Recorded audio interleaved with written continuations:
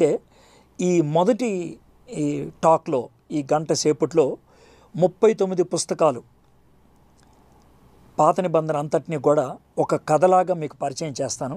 తర్వాత నుంచి ఒక్కొక్క పుస్తకాన్ని మనం ఒక గంట లేదా 40 నిమిషాల్లో ఆ పుస్తకంలో ఉన్నటువంటి మూల అంశాలు ఏంటి, మూల విషయాలు ఏంటి మీకు చెప్తాను. ఎందుకనంటే ఎవరైనా మీలో వాక్యం ధ్యానం చేయాలి అనుకున్నప్పుడు ఆ పుస్తకాన్ని మనము దాని యొక్క సందర్భాను సహితంగా మనం ధ్యానం చేయాలి. కాంటెక్స్ట్ని పక్కగా పెట్టేస్తే పుస్తకాన్ని తప్పుగా అర్థం చేసుకుంటాం. అందుకనే ఈ సర్వే అనేది ఉపయోగపడుతూ ఉంటుంది. ఇది భక్తిని పెంపొందించలేకపోవచ్చు, కానీ దేవుని వాక్యాన్ని ధ్యానం చేయడానికి సునిశ్చిత మనకిస్తుంది. దేవుని వాక్యాన్ని గ్రహించుకోవడానికి ఎంతో దోహదపడుతూ ఉంటుంది. ఈరోజు పాత నిబంధనని మనము ఒక గంట సేపట్లో ఒక కథలాగా మనం ధ్యానం చేయడానికి ప్రయత్నం చేద్దాం. ఈ పీపీటీ చేయడానికి చాలా టైం పట్టింది. నాకు దగ్గర దగ్గర 50 గంటలు కష్టపడాల్సి వచ్చింది. చాలా పుస్తకాలని నేను రిఫర్ చేస్తూ ఉన్నాను. ఆ పుస్తకాల యొక్క రెఫరెన్స్లోంచి మీకు చెప్పడానికి ప్రయత్నం చేస్తూ ఉన్నాను. ముందే నేను ఏ పుస్తకాలని రిఫర్ చేశానో మీకు చెప్తాను, మళ్ళీ చివరిలో కూడా చెప్తాను. ఎర్విన్ జెన్సన్ అనేటువంటి ఆయన సర్వే ఆఫ్ ఓల్డ్ టెస్ట్మెంట్ రాశారు. దాని నుంచి Bill T Arnold, Bryan Beyer అనేటువంటి ఆయన ఎన్కౌంటర్ ది ఓల్డ్ టెస్ట్మెంట్, ఈ పుస్తకంలోంచి చాలా ఎక్కువ రిఫర్ చేయడం జరిగింది. Paul and Benware survey of the Old Testament, a popular survey of the Old Testament, Norman Geisler, ఈ పుస్తకాన్ని కూడా చాలా ఎక్కువ రిఫర్ చేశాను. Tremper Longman 3, Raymond Dillard, an introduction to the Old Testament. Gleason Archer, a survey of the Old Testament introduction. ఈ పుస్తకాన్ని నేను Bible కాలేజీలో చదువుకుంటున్నప్పుడు 4 రోజుల పాటు ఈ పుస్తకాన్ని చదవడం జరిగింది. సుమారు 700 పేజీలు కలిగినటువంటి ఈ పుస్తకాన్ని ఆ 4 రోజుల్లో చదివి దాన్ని సంక్షిప్తంగా రాయటం జరిగింది. కాబట్టి ఇది చాలా ఎక్కువ రిఫర్ చేశాను. OT survey, William Sanford LaSor. ఇవి కాకుండా డిక్షనరీస్ చాలా రిఫర్ చేశాను, అట్లాస్లు రిఫర్ చేశాను, ఆర్కియలాజికల్ కామెంటరీస్ కూడా రిఫర్ చేయటం జరిగింది. సో ఇది అంటే నేను కష్టపడ్డాను అని అంటే బైబిల్ అంతా నేనే చదివి నేనే రాశాను అని చెప్పట్లేదు. ఈ పుస్తకాలన్నిటిని స్కాలర్స్ని రిఫర్ చేయటం బట్టి మీకు ఇది సంక్షిప్తంగా ఇవ్వడానికి అనేది దోహదపడుతూ ఉన్నది. సరే, ముందు కథారూపంగా మనం చూడటానికి ప్రయత్నం చేద్దాం. The story of God's redemption, నేను ఇది టైటిల్ పెట్టాను. దేవుని విమోచన వృత్తాంతం. బైబిల్ అంటే ఏంటి అని అంటే పాత నిబంధన అయినా కొత్త నిబంధన అయినా దేవుడు మానవుల్ని విమోచించడానికి తాను చేసినటువంటి ప్రయత్నం. ఇది నేను ధ్యానం చేసినప్పుడు రాసుకున్నటువంటి statement. The redemptive plan and work of God the Father in Jesus Christ through the Holy Spirit to establish a redemptive community called the church to be with him forever is the story of the Bible. తండ్రి అయినటువంటి దేవుడు యేసుక్రీస్తులో పరిశుద్ధాత్మ ద్వారా ఒక విమోచన సమాజమైన సంఘాన్ని స్థాపించి ఎల్లప్పుడూ తనతో ఉండటానికి ఆయన విమోచన ప్రణాళిక మరియు పనియే బైబిల్ వృత్తాంతం.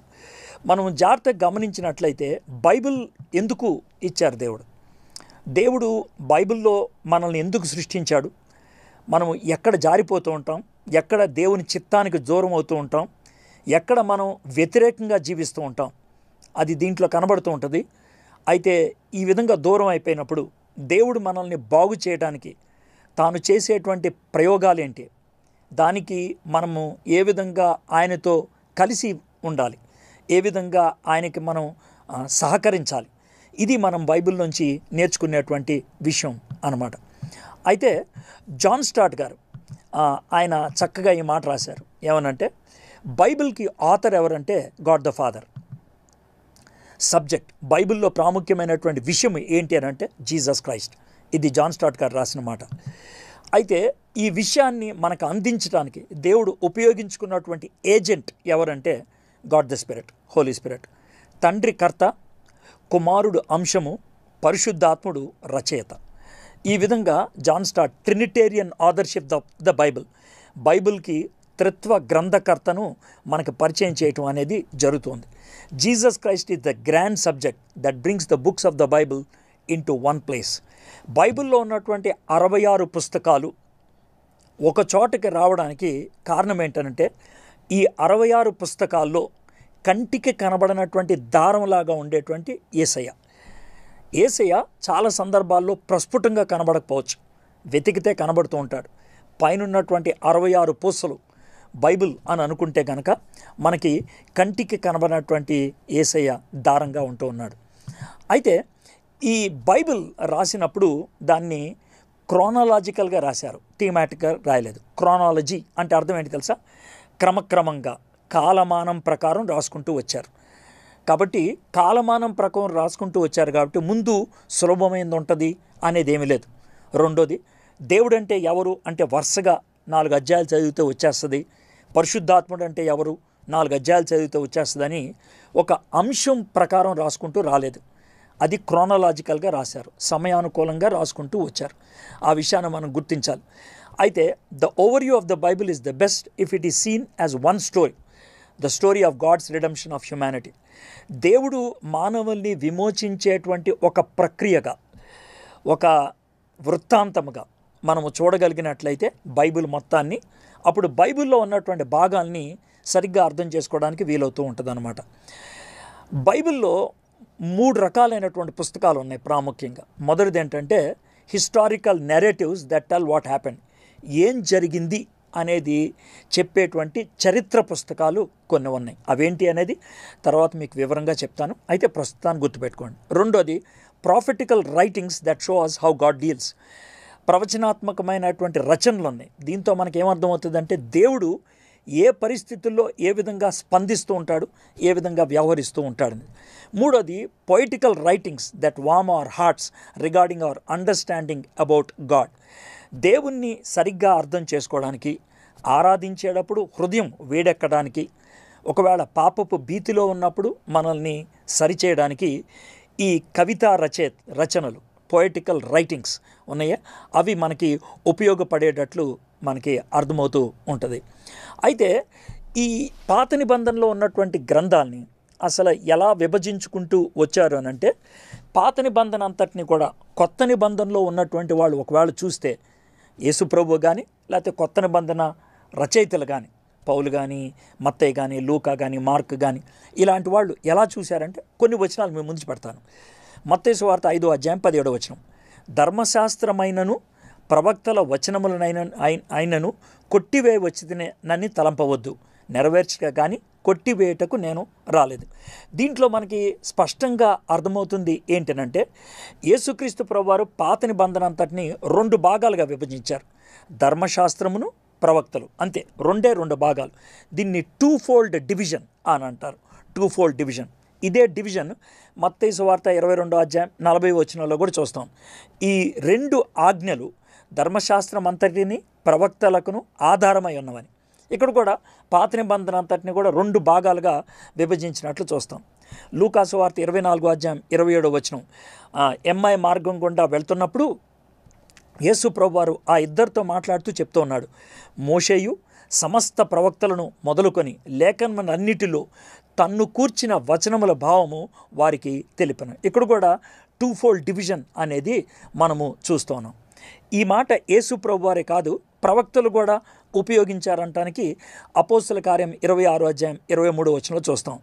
ప్రవక్తలను మోషేయు ముందుగా చెప్పినవి కాక మరి ఏమీ చెప్పక, ఇక్కడ అపోస్తలుడైనటువంటి పౌలు, ప్రవక్తలు, మోషే అనేటువంటి ఈ 2 రకాలైనటువంటి విభజన ఇచ్చినట్లు మనము చూస్తూ ఉంటాం. కాబట్టి బైబిల్లో ఉన్నటువంటి వ్యక్తులు ఎక్కువ శాతం బైబిల్ని, పాత నిబంధన అంతటిని కూడా 2 భాగాలుగా చేశారు. పాత నిబంధన అని మనం అంటూ ఉంటాం, అయితే యూదులైతే మా బైబిల్ అంటారు వాళ్ళు. కాబట్టి పాత నిబంధనలో ఉన్నటువంటి గ్రంథాలు, మనం ఏదైతే 39 గ్రంథాలు అంటున్నామో, that is called the Jewish Bible, దాన్ని యూదుల బైబిల్ అని చెప్తూ ఉంటారు. అయితే ఇంకొక విషయం కూడా గమనించాలి, దీన్ని 3 భాగాలుగా విభజించడం కూడా జరిగింది. అసలు యూదుల బైబిల్కి 24 పుస్తకాలు ఉన్నాయి. అయితే ఈ 24 పుస్తకాలని 3 భాగాలుగా విభజించారు. ఇది యేసు ప్రభు గారు కూడా ఒకసారి ఉపయోగించారు.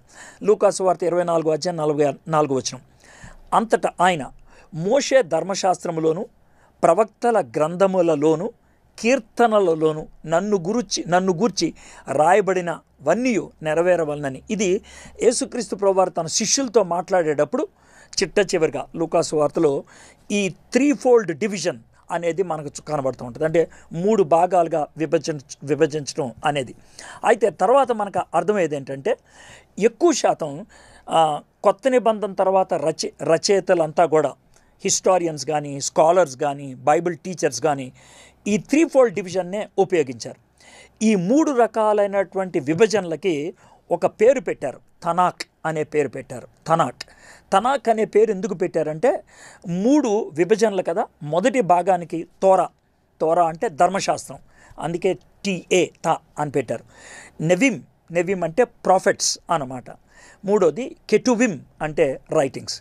కాబట్టి 24 గ్రంథాలు యూదుల బైబిల్లో ఉన్నటువంటి, ఇశ్రాయేలీలు వాడేటువంటి బైబిల్లో 24 గ్రంథాలని 3 భాగాలుగా విభజించారు. ఆ 3 భాగాలు ఈ విధంగా ఉంటాయి.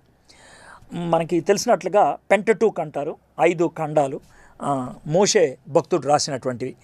ఆదికాండం, నిర్గమాకాండం, లేవీకాండం, సంఖ్యాకాండం, ద్వితీయోపదేశకాండం. దీన్ని ధర్మశాస్త్రము అని పిలుస్తూ ఉంటారు.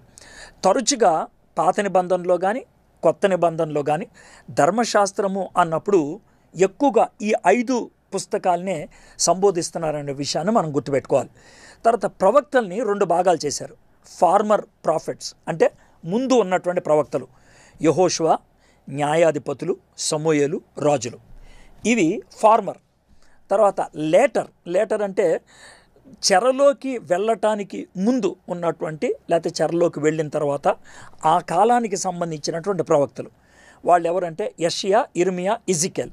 వీళ్ళు మేజర్ ప్రాఫిట్స్ అని అనుకుంటే, తర్వాత 12 మంది మైనర్ ప్రాఫిట్స్. మైనర్ అంటే చిన్న ప్రవక్తలు. అయితే యూదుల బైబిల్లో పుస్తకాలు ఈ విధంగా ఉంటాయి. ఈ 12 మంది యొక్క రచనలు కూడా ఒక పుస్తకంగానే వాళ్ళకి ఉంటుంది. తర్వాత ఇక రచనలు వచ్చేటప్పటికి మొదటి దాన్ని ఎమెట్ అంటారు, ట్రూత్. కీర్తనలు కానీ, సామెతలు కానీ, యోబు కానీ సత్యాన్ని బహిర్గతం చేసేది. మెగిలాత్ లేకపోతే స్క్రాల్స్ అంటారు. ఈ పుస్తకాలు ఏంటంటే యూదుల పండగలు ఉన్నాయి కొన్ని, ఆ పండగల సమయంలో ఈ పుస్తకాలను చదువుతూ ఉంటారు. సాంగ్ ఆఫ్ సోలమన్, రూత్ గ్రంథం, లామెంటేషన్, విలాపవాక్యములు, ఎక్లీసియాస్టిస్, ప్రసంగి, ఎస్తేర్. ఈ గ్రంథాలు ఖచ్చితంగా పండగ టైంలో చదువుతారు. ఉదాహరణకి ఎస్తేర్ గ్రంథము పురిమి పండగ టైంలో దాన్ని చదువుతూ ఉంటారు. ఇంకా అదర్స్, ఇంకా వేరే గ్రంథాలు చూసినట్లయితే దానియేలు, ఎజ్రా, నెహెమ్యా, క్రానికల్స్ అంటే దినవృత్తాంతములు. ఇవి లేటర్ టైమ్స్లో రాసినాయి అని. సో ఇవి యూదుల బైబిల్ అంటే మన భాషలో చెప్పాలంటే పాత నిబంధనలో ఉన్నటువంటి 24 పుస్తకాల యొక్క విభజన అనేది. అయితే ఇప్పుడు మనం కొత్త నిబంధనలోకి వచ్చే, మనం ఇప్పుడు ఈ నూతన శతాబ్దంలో ఉంటున్నాం కాబట్టి మనం యూదులం కాదు కాబట్టి మన బైబిల్లో 39 పుస్తకాలు ఉన్నాయి కాబట్టి పాత నిబంధనలో వీటిని ఎలా అర్థం చేసుకోగలుగుతాం సులభతరంగా ఆలోచిస్తే, పెంటటుక్ అంటే మోషే గారు రాసినటువంటి 5 పుస్తకాలు. తర్వాత హిస్టరీ పుస్తకం అంటే ఏంటనంటే యెహోషువ గ్రంథం నుంచి ఎస్తేర్ గ్రంథం దాకా.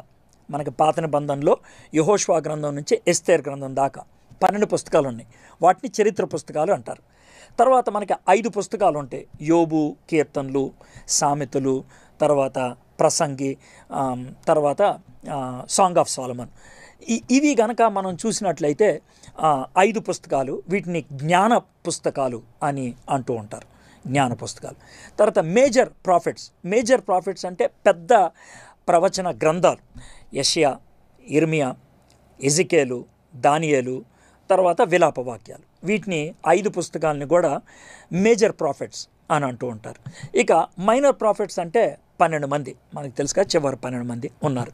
కాబట్టి 12 మొదటి 17 పుస్తకాలు చరిత్ర పుస్తకాలు అనుకుంటే 5 + 12, 5 + 12. తర్వాత రచనలు, విజ్డమ్ రైటింగ్స్ అని అనుకుంటే 5. తర్వాత 17 పుస్తకాల ప్రవక్తలు అంటే 5 + 12. అంటే సింపుల్గా గుర్తుపెట్టుకోవాలంటే 5, 12, 5, 5, 12. 5 పుస్తకాలు మోషే రాసిని, 12 పుస్తకాలు చరిత్ర, 5 పుస్తకాలు జ్ఞాన రచనలు, తర్వాత 5 పుస్తకాలు పెద్ద ప్రవక్తలు, 12 పుస్తకాలు చిన్న ప్రవక్తలు. ఈ విధంగా మనం పుస్తకాల్ని విభజించుకోవటం అనేది జరుగుతూ ఉంటుంది సింపుల్గా ఆలోచించాలంటే. ఇప్పుడు మనం ఈ పుస్తకాల్ని ఎలాగా ధ్యానం చేసుకుంటూ వెళ్తే కనుక బాగుంటుందో మనము నేర్చుకోవడానికి ప్రయత్నం చేద్దాం. ఓకే, సింపుల్గా ముందు చిన్న పరిచయం చెప్తాను. The Bible does not give complete details regarding how God created the earth and heavens, but he clearly writes why he created them. Bible చదివేటప్పుడు దేవుడు బైబిల్లో సృష్టిని ఎలా చేశాడు, మానవుడిని ఎలా చేశాడు మనం నేర్చుకుందాం అని అనుకుంటే గనక ఇది బయాలజీ టెక్స్ట్ కాదు, ఎనాటమీ టెక్స్ట్ అంతకంటే కాదు. దేవుడు ఈ విశ్వాన్ని ఎలా తయారు చేశాడో చూపించడానికి, లేకపోతే జాగ్రఫీ టెక్స్ట్ కాదు, ఆయన లొకేషన్స్ అన్నీ కూడా మనకి ఇవ్వడానికి ప్రయత్నం చేయడానికి. అయితే ఈ పుస్తకాన్ని ఎందుకు రాశాడు అని అంటే కనుక బైబిల్లో దేవుడు భూమి ఆకాశాల్ని ఎలా సృష్టించాడో రాయలేదు, ఎందుకు సృష్టించాడో రాశాడు. ఎందుకు సృష్టించాడు అంటే మానవుడి కోసం సృష్టించాడు. అందుకనే అది చాలా ప్రాముఖ్యమైనటువంటి విషయం. The Bible does not tell when the universe was created, but clearly tells for whom he created the universe. ఈ విశ్వాన్ని దేవుడు ఎప్పుడు తయారు చేశాడు మనకి టైమింగ్ కరెక్ట్గా తెలీదు. వీ కెనాట్ దీన్ని ఇంకొక స్లైడ్ అవతలకి వెళ్ళిన తర్వాత ఇంకా విస్తృతంగా చెప్తూ ఉంటాను. ఓకే, అయితే ఒకటి మాత్రం తెలుసు ఏంటి అంటే దేవుడు భూమి ఆకాశాన్ని సృజించినప్పుడు సమయము అనేది ఆరంభమైంది. At that time the time has started. అంతకుముందు టైం లేదు. టైం లేని ప్రపంచం ఎలా ఉంటుందో నాకు తెలియదు. నాకు ఎప్పుడు తెలుస్తుందో తెలుసా టైం లేని ప్రపంచం ఎలా ఉంటుందో? చనిపోయి పరలోకంలోకి వెళ్ళినప్పుడు. ఒకవేళ మీరు మారు మనసు పొందిన వాళ్ళైతే చనిపోయి నరకానికి వెళ్ళినా కూడా అక్కడ కూడా మనకు టైం తెలియదు. ఎందుకంటే అక్కడ గడియారం ఉండదు, క్షణాలు ఉండవు, నిమిషాలు, గంటలు, రోజులు, వారాలు, నెలలు, సంవత్సరాలు అనేవి ఉండవు. ఇక అక్కడ ఉండేటువంటి కాలాన్ని నిత్యత్వము అంటూ ఉంటారు. కాబట్టి మారు మనసు పొందిన వ్యక్తులైతే నిత్యత్వపు పరలోకంలోకి వెళ్తారు. మారు మనసు పొందిన వాళ్ళైతే నిత్యత్వపు నరకానికి వెళ్తారు. అంతకంటే ఇంకా వేరే విషయం ఏమీ లేదు స్పష్టంగా చెప్పాలి అని అంటే. అయితే దేవుడు ఆదియందు అనే మాట ఉపయోగించినప్పుడు ఆ రోజు లేకపోతే ఆ క్షణాన్న దేవుడు స్పేస్ తయారు చేశాడు. అంటే మనకున్నటువంటి మన చుట్టూ ఉన్నటువంటి ఈ స్థలం అంతకుముందు శూన్యం. సో దాంట్లో ఒక స్పేస్ తయారు చేశాడు. రెండోది టైం, కాలాన్ని ఆయన పెట్టాడు. స్పేస్ అండ్ టైం ఈ రెండు అప్పుడే స్టార్ట్ అయింది. స్పేస్, టైం అండ్ మ్యాటర్, పదార్థము, స్థలము, సమయము, ఈ మూడిటికి ఆరంభము ఆదియందు దేవుడు భూమి ఆకాశాలు సృజించినప్పుడు అది జరిగింది అనేటువంటి విషయాన్ని మనం గుర్తించాలి. ఓకే, ఇక ఆ తర్వాత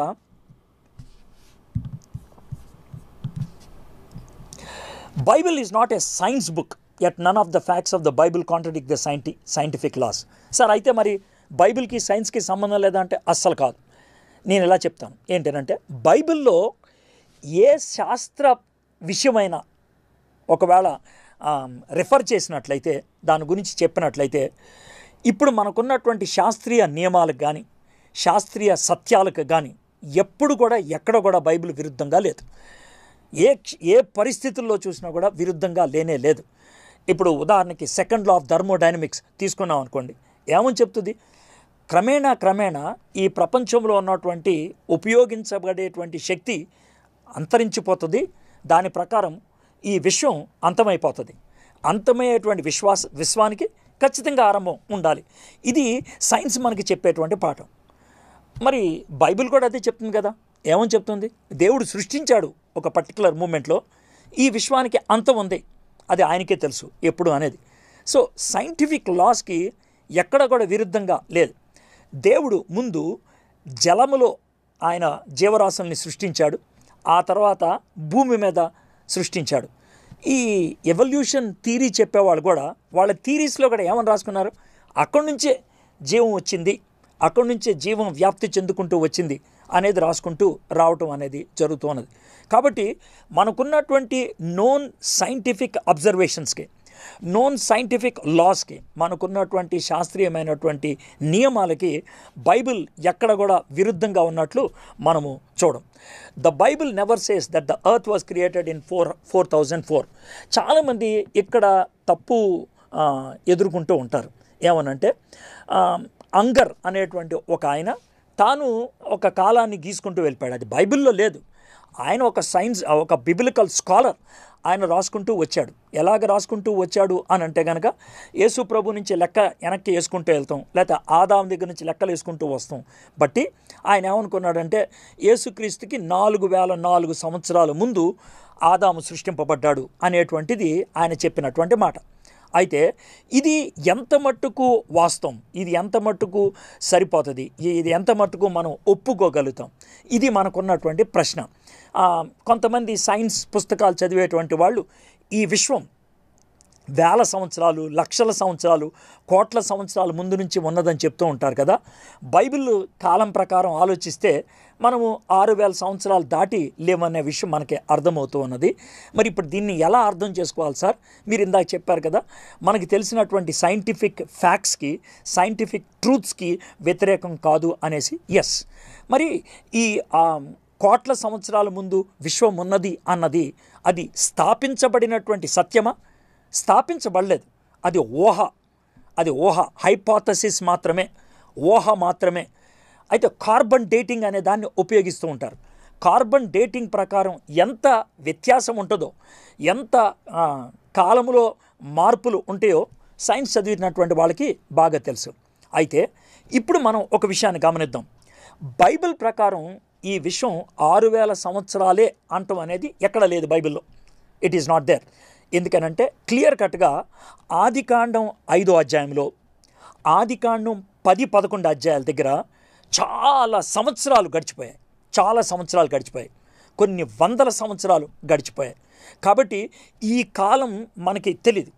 అయితే బైబిల్ స్కాలర్స్ వాళ్ళు చేసినటువంటి ఆర్కియలాజికల్ ఎక్స్కవేషన్స్ని బట్టి కానీ, లేకపోతే వాళ్ళు చేసినటువంటి స్టడీస్ని బట్టి కానీ, ఇతర గ్రంథాలు, ఇది మోషే కాలంలో ఉన్నటువంటి ఇతర గ్రంథాలు, గిల్గమిష్ అని, ఇలాంటి ప్రాంతాలకి చెందినట్టు హమురబి అనేటువంటి వాళ్ళు, ఇలాంటి వాళ్ళు రాసినటువంటి పుస్తకాల్ని వాళ్ళు దగ్గర పెట్టుకొని ఆలోచించింది ఏంటి అనంటే, మనకి ఆదాము దగ్గర నుంచి అబ్రహాం దాకా కరెక్ట్ డేటింగ్ తెలియదు. అబ్రహాం ఎప్పుడు పుట్టాడు అని అంటే 1-2 సంవత్సరాల తేడాలో క్లియర్గా చెప్పేయచ్చు. ఎలా అంటే అబ్రహాము 2165 లేదా 2166 క్రీస్తు పూర్వం అప్పుడు పుట్టాడు, పక్కా చెప్పేచ్చు.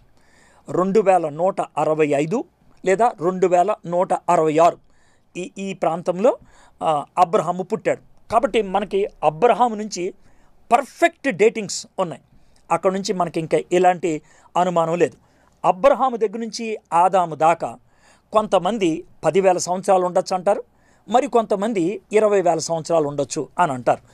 అయితే ఇది బైబిల్ ప్రకారం ఆలోచిస్తూ ఉన్నట్లయితే శాస్త్రీయ దృక్పథంలో, సైంటిఫిక్ అబ్జర్వేషన్లో యంగ్ ఎర్త్ థియరీ అంటే మనం జీవిస్తున్నటువంటి ఈ లోకము చాలా యవ్వనమైంది, పెద్ద ఎక్కువ కాలము నుంచి ఇది లేదు అనేటువంటి వాదన ఉన్నది. ఉదాహరణకి సూర్యుడు రోజు రోజుకి మనకి వెలుగుని ఇవ్వటానికి కానీ, శక్తిని ఇవ్వడానికి కానీ తాను తగలబెట్టుకుంటున్నాడు. కాబట్టి ఆయన రోజు రోజుకి చిన్నోడైపోతున్నాడు. అంటే చిన్నోడవుతున్నాడు అంటే ఏదో మన కళ్ళెదురుగా కనబడేది అనేది కాదనుకోండి, చాలా మైన్యూట్గా అవుతున్నాడు.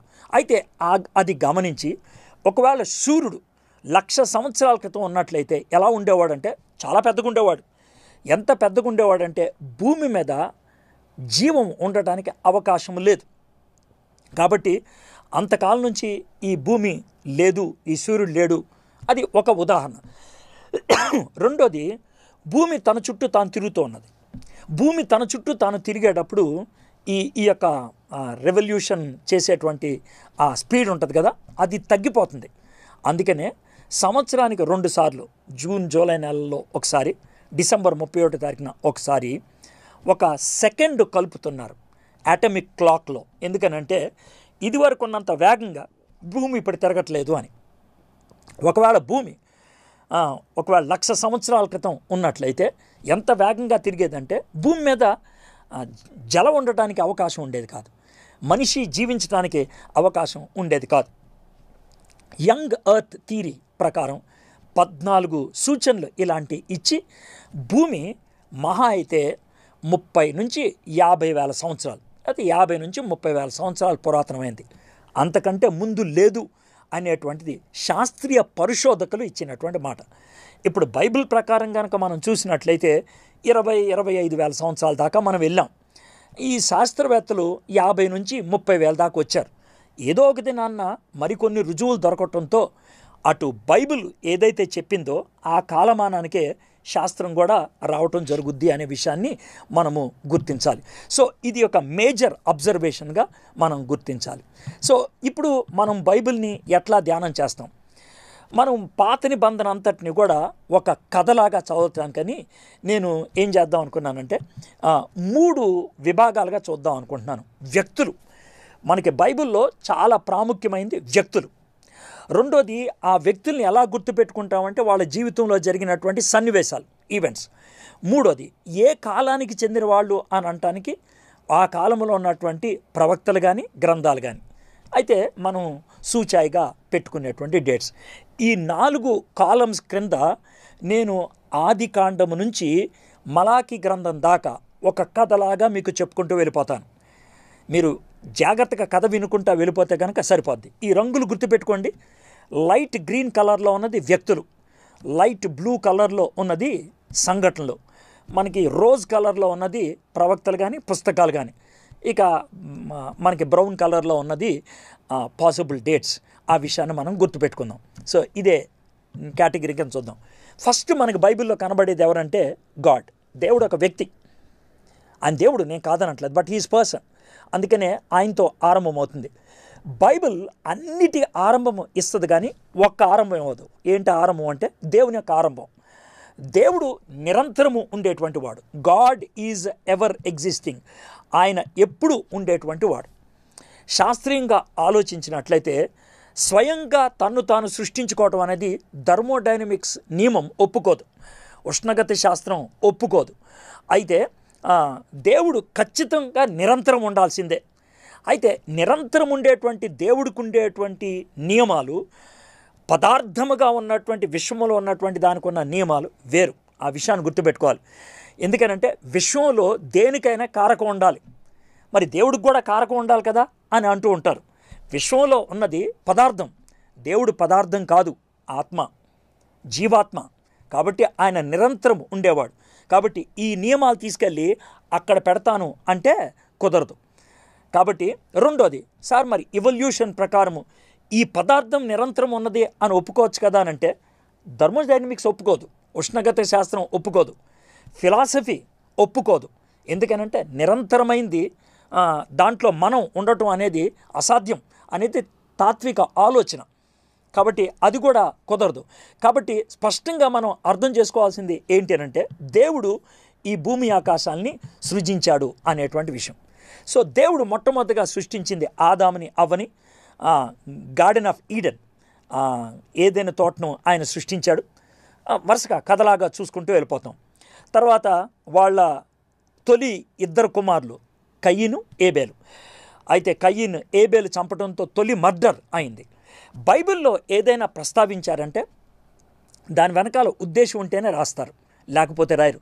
అయితే ఆదాంకి ఇంకొక కొడుకు పుట్టాడు, అతని పేరు సేతు. సేతు గురించి ఎందుకు రాశారంటే సేతుని దేవుడు మొదట ఏర్పరచుకున్నాడు. ఆయన సంతతినే ఆయన రిడెంప్టివ్ జీనియాలజీ అని అంటారు. అంటే ఏంటంటే విమోచించేటువంటి వంశావళి అని అంటారు. ఆదాంకి చాలామంది కొడుకులు కూతుర్లు పుట్టారు. అర్థమైందా? ఇద్దరే అనుకుంటున్నారు కొంతమంది, ఆదాము ఏబేలు కయీను.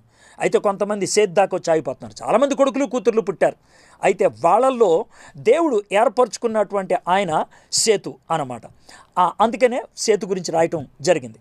ఆ తర్వాత హానోక్, ఈనాక్ అని అంటారు ఇంగ్లీష్లో, హానోక్. ఆయన గురించి ఎందుకు రాశారు అనంటే దేవునితో మొదటిగా యథార్థంగా నడిచి ఆయన మరణాన్ని చూడకుండా కొనిపోబడ్డాడు, ర్యాప్చర్, ఆయన పరలోకంలోకి ఎత్తబడ్డాడు. ఆ తర్వాత నోవహు, ఎందుకంటే దేవుడు నీతిమంతుడిగా చూసి అతని ద్వారా ఈ ప్రపంచాన్ని రక్షించాలి అని అనుకున్నాడు. కాబట్టి ఇక్కడ వ్యక్తుల్ని మనం చూసుకుంటూ వచ్చినట్లయితే ఆ విధంగా కనబడుతుంది అనమాట. ఓకే, సరే. ఇక ఈ నోవహు కాలంలో వచ్చినటువంటి వరద నిజమేనా కల్పితమా, ఇది చాలామంది అనుకుంటూ ఉంటారు. అయితే టర్కీ దేశంలో మీకు అక్కడ కనబడుతుంది కదా ఒక లొకేషన్ మార్క్, అక్కడ అరారత్ అనే కొండ ఉన్నది. ఈ అరారత్ అనేది అగ్నిపర్వతం. ఈ అగ్ని పర్వతం మీద, ఈ టర్కీ దేశంలో అతిపెద్ద పర్వతం ఇదే. అప్పుడున్నటువంటి ప్రపంచంలో, అంటే అప్పుడు అమెరికా లేదని కాదు, ఆసియాలో మిగిలిన భాగాలు లేవని కాదు, అయితే అప్పట్లో మనుషులు జీవించేటువంటి ఆ భాగంలో అతి ఎత్తైనటువంటి పర్వతం ఇదే అని చెప్పాలి. అక్కడ ఈ పడవ ఆగినట్లు మనం చూస్తూ ఉంటాం. అయితే ఇక్కడ వరద గురించి 2 వాదనలు ఉన్నాయి. ఒక వాదన ఏంటంటే ఈ వరద కేవలం ఆ ప్రాంతానికి మాత్రమే చెందిందా, లేకపోతే ప్రపంచం అంతటికి చెందిందా. అయితే ప్రపంచం అంతటికి చెందింది అని అనటానికి బైబిల్లో వచనాలు ఉన్నాయి స్పష్టంగా. ఏమనంటే ఇక భూమి మీద వేరే జీవరాశులు లేవు అనేటువంటి మాట ఉన్నది. అంతేకాకుండా ఆర్కియలాజికల్ ఎవిడెన్సెస్ ఉన్నాయి. ఉదాహరణకి మన ఇండియాలో తార్, మనకి డెజర్ట్ ఉన్నది కదా, ఎడారి, అక్కడ కూడా నీటి ఛాయలు ఎడారి మధ్యలో కనబడటం, నీటి సంబంధించినటువంటి జంతువుల యొక్క ఫాజల్స్ అక్కడ కనబడటం అనేది విచిత్రంగా మనకి అనిపిస్తూ ఉంటుంది. కాబట్టి అది విశ్వవ్యాప్తం అనేది మనం గుర్తించాలి. ఓకే, అయితే ఈ వరద గురించి బైబిల్లోనే కాకుండా వేరు చోట్ల రాశారు. ఉదాహరణకి గిల్గమిష్, ఆ గిల్గమిష్ అనేటువంటి ఆయన రాసినటువంటి వృత్తాంతంలో 11వ ట్యాబ్లెట్, సుమారు క్రీస్తు పూర్వం 2100లో రాసినటువంటి ఈ పుస్తకం లేకపోతే ఈ రాళ్ళు, ఇది మనకి మసూల్, ఇరాక్ దేశంలో మసూల్ దగ్గర దొరికింది. 1849లో దొరికింది. 1849. దీన్ని గిల్గమిష్ కింగ్ ఆఫ్ ఉరాక్, ఆ దేశాని పేరు ఉరాక్ అంటారు. గిల్గమిష్ అనేటువంటి రాజు, ఆ రాజుకి ఒక ఆయన హెచ్చరిక ఇచ్చాడు. ఉత్నపిష్టిమ్ అనేటువంటి ఆయన హెచ్చరిక ఇచ్చాడు. ఏమన్నా తెలుసా? ప్రపంచమంతా యుద్ధం వస్తుంది, వరద వస్తుంది, ఆ వరదలో మునిగిపోతారు, కాబట్టి మీరు ఒక పడవ కట్టండి అని గిల్గమిష్తో చెప్పినట్లు ఆ రాయి మీద రాయటం అనేది మనం చూస్తూ ఉన్నాం. ఓకే, ఇంకొక చోట కూడా ఉంటుంది, సుమేరియన్ స్టోరీ అని అంటారు. సుమేరియన్ స్టోరీ ఇది కూడా ఇరాక్ దేశంలో నుఫార్ అనే ప్రాంతంలో 1890లో దొరికింది. ఏమని ఉంటుంది అని అంటే, ఎంకి అనేటువంటి ఒక దేవుడు ఉన్నాడు. ఆయన సముద్రానికి దేవుడు, నీటికి దేవుడు. ఆయన నేను వరదను పంపించబోతున్నాను అని ఆ స్టోరీలో ఉన్నటువంటి హీరోకి ఒక పడవను కట్టు, నువ్వు మనుషుల్ని కొంతమందిని కాపాడు, జంతువుల్ని కొన్నిటిని కాపాడని హెచ్చరించినట్లు ఈ రాతలు కనబడుతూ ఉన్నాయి. కాబట్టి ఇక బైబిల్లో ఏ విధంగా వరద ఉన్నదో వీటిల్లో కూడా ఉన్నది. కాబట్టి వరద ఏదో ఊహా కల్పితం అని, లేకపోతే మిథాలజీ, అది పురాణం అని అనుకోవద్దు, చారిత్రకమైంది అనే విషయాన్ని మనం గుర్తుపెట్టుకోవాలి. బైబిల్ చారిత్ర పుస్తకం, అది మనం గుర్తుపెట్టుకోవాలి. చరిత్ర అంతా ఉండదు, కానీ దేవుని విమోచన విషయం గురించి మాత్రం ఖచ్చితంగా చరిత్ర ఉంటుంది. ప్రపంచ చరిత్రకు బైబిల్ చరిత్ర ఎప్పుడు కూడా విరుద్ధంగా కనబడదు. ఆ విషయం గుర్తుపెట్టుకోండి. సరే, ఇప్పుడు మనం నోవహు దాకొచ్చాం. నోవహుకి 3 కుమారులు. పడవలోంచి బయటకు వచ్చిన తర్వాత ఈ 3 కుమారులు 3 దిశలుగా వెళ్ళిపోయారు. వాళ్ళు 3 దిశలుగా వెళ్ళిపోయి 3 సంస్కృతులకి వాళ్ళు కారకులయ్యారు. షేమ్, అరబ్ అండ్ జూస్, అంటే మిడిల్ ఈస్ట్లో ఉన్నటువంటి వాళ్ళకి ఆయన తండ్రి అయితే, హ్యామ్ అనేటువంటి ఆయన నల్ల జాతి వాళ్ళు, బ్లాక్స్, ఆఫ్రికన్స్కి అయితే, యాఫాత్ అనేటువంటి ఆయన యూరోపియన్స్కి, మిగిలిన ఏషియన్స్కి ఆయన తండ్రి అని చెప్పుకోవాలి. ఆ తర్వాత మనకి బాబెల్ గోపురం అనేది వచ్చింది. ఇప్పుడు వీళ్ళు ఎవరెవరు ఎక్కడికి వెళ్ళారు అని అనటానికి మీకు ఒక చిన్న ఇది రెఫరెన్స్ ఇచ్చాను. మనకి మధ్యలో వస్తుంది, ఈ పాయింట్ దగ్గర వస్తుంది, ఈ పాయింట్ దగ్గర వస్తుంది మనకి అరారత్ అనేటువంటి పర్వతం. ఈ పాయింట్ దగ్గర అక్కడి నుంచి వాళ్ళు 3 దిశలుగా వెళ్ళిపోయారు. షేమ్ అనేటువంటి ఆయన మిడిల్ ఈస్ట్లో ఉండిపోయారు, హ్యామ్ కిందకి వెళ్ళాడు, యాపాతు పైకి వెళ్ళటం జరిగింది. ఓకే, ఇది అబ్రహాం ఎక్కడైతే పుట్టాడో అక్కడ ఉన్నటువంటి జిగురత్, బాబేలు గోపురం లాంటిది జిగురత్. ఇది 1920లో లియోనార్డ్ వూలీ అనేటువంటి ఆయన కనుక్కోవటం జరిగింది. మన మామూలు లెక్కల్లో చూస్తే కనుక 6-7 అంతస్తులు ఉంటుంది ఎత్తు. అప్పట్లో 6-7 అంతస్తులు ఎత్తున్నటువంటి దీన్ని కట్టారు అని అంటే ఎంత పెద్దదో ఆలోచించండి. దీని చుట్టూ తిరగడానికి మామూలు మనిషి నడిచేటువంటి వేగంతో నడిస్తే 45 నిమిషాలు పడుతుందంట, 45 మినిట్స్. ఇది అంటే ఇలాంటి దాన్ని బాబేల్ గోపురం దగ్గర కట్టారు అనే విషయాన్ని మనం గుర్తుంచుకోవాలి. ఇలాంటి జిగురత్లు దగ్గర 30 దాకా మనకి వేరు ప్రాంతాల్లో దొరకటం జరిగింది. Okay, right. ఇప్పుడు వేళల్లోంచి వచ్చినటువంటి ఆయన అబ్రహాం షారా తెరహ నుంచి. ఇప్పుడు మీకు అర్థమైపో ఉండాలి, హేము షేము యాపాత్ నుంచి అబ్రహాంకి ఒక పెద్ద ఒక కల్చర్ డెవలప్ అయిపోయింది, సివిలైజేషన్ వచ్చింది, కొన్ని వేల మంది మనుషులు, లక్షల మంది మనుషులు వచ్చేసారు. కాబట్టి అంతమంది జనాంగాలు, ఉదాహరణకి అబ్రహాం ఉన్నటువంటి ఉర్ అనేటువంటి ప్రాంతపు జనాభా 2 లక్షలు అని అన్నారు. కేవలం ఒక ఉర్ అనే పట్టణంలోనే 2 లక్షల మంది ఉంటే అబ్రహాము వాళ్ళ తండ్రి అయినటువంటి తెరహకి దగ్గర దగ్గర 3,000 మంది పనోళ్ళు ఉన్నారు అని అంటే కనుక ఎంత పెద్ద సంస్కృతి అయిపోయిందో ప్రపంచం ఆలోచించండి.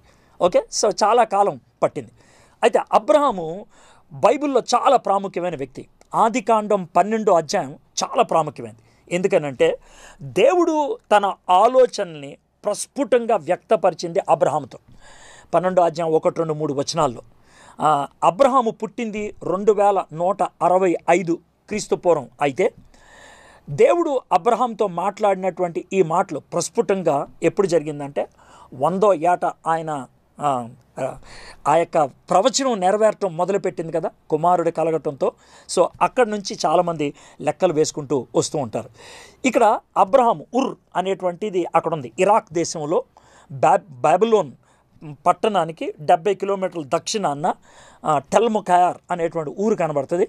అక్కడ ఊరు అనేటువంటి పట్టణం ఉండేది. అక్కడ ప్రయాణం మొదలయ్యి ఆయన ముందు హారానికి వెళ్ళాడు. ఆ తర్వాత ఆయన కిందకు వచ్చి ఆయన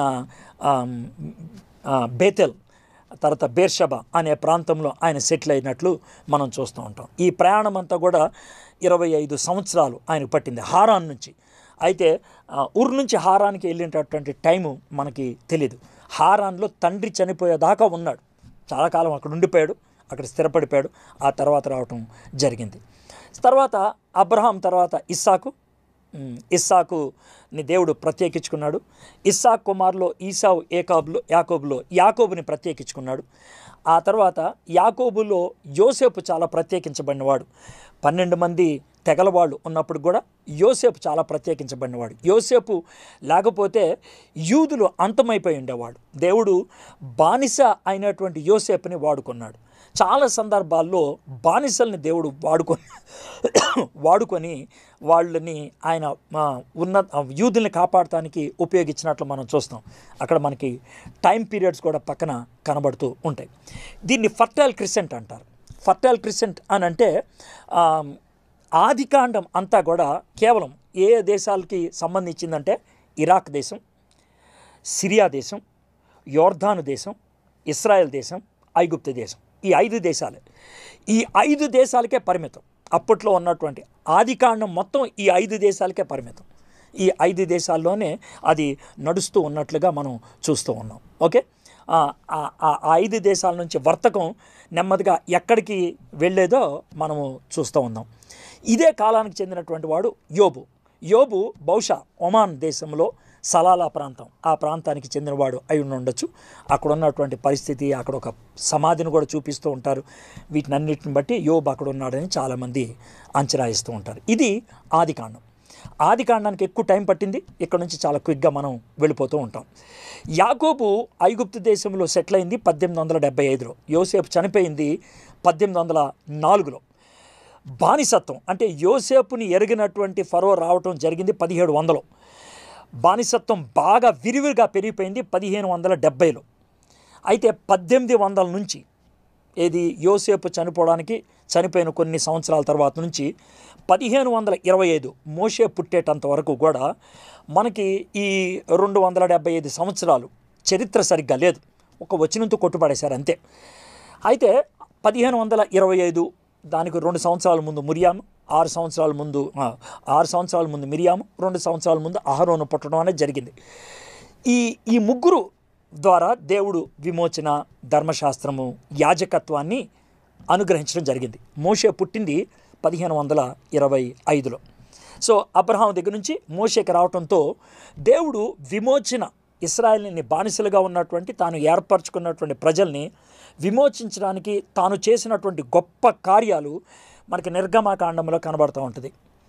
దేవుడు మోషేను ముందు కాపాడటం ఒక అద్భుతం. అయితే తర్వాత మండుచున్న పొదలో ఆయనకి ప్రత్యక్షమై తన్ని అహరోన్ని పంపించడం, తర్వాత 10 తెగుళ్ళు పంపించడం, ఆ తర్వాత 1445లో వాళ్ళ యొక్క విడుదల దొరకటం అనేది జరిగింది. 1445 కరెక్ట్గా డేట్ల వారీగా చెప్పాలేనంటే నీసాన్ మాసం అనేది యూదులకి మొదటి నెల. దాంట్లో 15వ తారీఖున 1445 సంవత్సరంలో ఈ నిర్గమం ఆరంభమైంది. అంటే వాళ్ళు ప్రయాణం మొదలుపెట్టారు. వాళ్ళు సీనాయి పర్వతానికి 3వ నెలలో వచ్చారు. షివాన్, మే, జూన్ ఆ నెలల్లో వస్తుంది. మొదటి రోజున వాళ్ళు సీనాయి పర్వతం దగ్గరికి రావటం జరిగింది.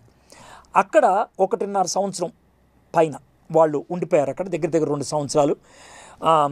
1444 నీసాన్ మొదటి రోజుకి ప్రత్యక్ష గుడారం పూర్తి అయిపోయింది. ఆ తర్వాత ఇశ్రాయేలీల్ని లెక్క పెట్టడం జరిగింది. అది 2వ మాసంలో జరిగింది. ఓకే, అది 1444. అక్కడి నుంచి సీనాయి నుంచి వాళ్ళు 2వ నెలలోనే 20వ రోజున వాళ్ళు బయలుదేరారు. ఇక్కడ నుంచి చూసారా మీరు, నిర్గమాకాండం నుంచి నేను సంఖ్యాకాండంలోకి వచ్చేసాను. చాలా సింపుల్గా డేట్ల వారీగా చూసుకుంటూ వస్తే జరిగేటువంటి విషయం. తర్వాత వాళ్ళు కాదేష్ దగ్గర చేరారు 1406లో. అక్కడ చేరినట్లు చూస్తాం. ఇది వాళ్ళ ప్రయాణంలో చివరి సంవత్సరం అని చెప్పుకోవాలి. ఈ మాసంలోనే చాలామంది చచ్చిపోయారు. అక్కడ అహరోను చచ్చిపోయాడు, మిరియాము చచ్చిపోయాడు. అదే నెలలో మోషే కూడా చనిపోవడం జరిగింది. అయితే దానికి ముందు ద్వితీయోపదేశకాండంలో ఉన్నటువంటి ఆ పెద్ద ప్రసంగం అక్కడే చేశాడు ఆయన. జనవరి, ఫిబ్రవరి మన భారత కాలమానం ప్రకారం 1405 సంవత్సరంలో ఆయన చేయటం అనేది జరిగింది. మీకు ఈ ప్రయాణం ఎలా జరిగి ఉంటుంది అనేది మనం చూద్దాం. అది ఐగుప్తు దేశం. ఐగుప్తులో మొదలైనటువంటి వాళ్ళు ముందు సీనాయి పర్వతం దగ్గరకు వచ్చారు.